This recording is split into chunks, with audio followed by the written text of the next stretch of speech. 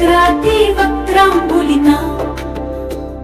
हतो येन मीनावतारेण शङ्खस्य पाया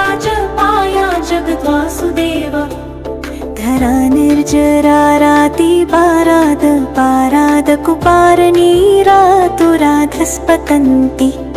धृता कूर्मरूपेण पृष्ठोपरिष्टे स देवो मुदेवोऽस्तु शेषाङ्गशायी पुत्रग्रे रदाग्रे सगोत्रापि गोत्रा सतातस्थु शक्येत काग्रे शरङ्ग्रे कनोति श्रियं सश्रियं नस्तनोतु प्रभु श्रीवराहावतारो मुरारे पुरोदारारम्भ सरम्भीनोऽसौ रमा सम्भ्रमा भङ्गुराग्रेण खाग्रे स्वभक्तातिभक्त्याभिव्यक्तेन दारुण्यगोघं सदा वः स हि स्यान्नसिंह छलादाकलय्य त्रिलोकीं बलीयां बलिं सम्मवन्ध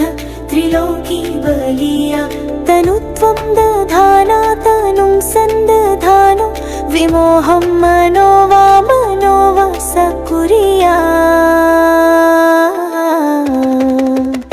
हतक्षत्रिया सृप्रपानप्रनृत्तममृत्य पिशाच प्रगीतप्रतापः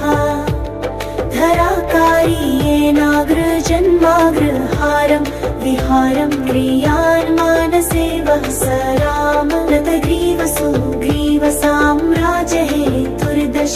ग्रीवसन्तानसंहारकेतु धनुरेण भग्नं महत्कामहन्तु समे जानकी जानीरेणासि हन्तु घनाद् गोधन्येन गोवर्धनेन व्यरक्षि प्रतापेन गोवर्धनेन हताराति चक्री रणध्वस्तचक्री पदध्वस्तचक्री स नः पातु चक्री धराबद्ध पद्मासनस्थाङ्घ्रि यष्टिर्नियम्यानिलम्यस्तनासाग्रदृष्टि यास्ते कल्लौ योगिना चक्रवर्ती स बुद्ध प्रबुद्धोऽस्तु निश्चिन्तवर्ती दुरापार संसार संहारकारी भवत्यश्ववार कृपाण प्रहारी मुरारेण शाकारधारी कल्की करोतु द्विषां वंसन्नं वसकल्की इति श्रीमच्छङ्कराचार्यविरचितं दशावतारस्तोत्रं सम्पूर्णम्।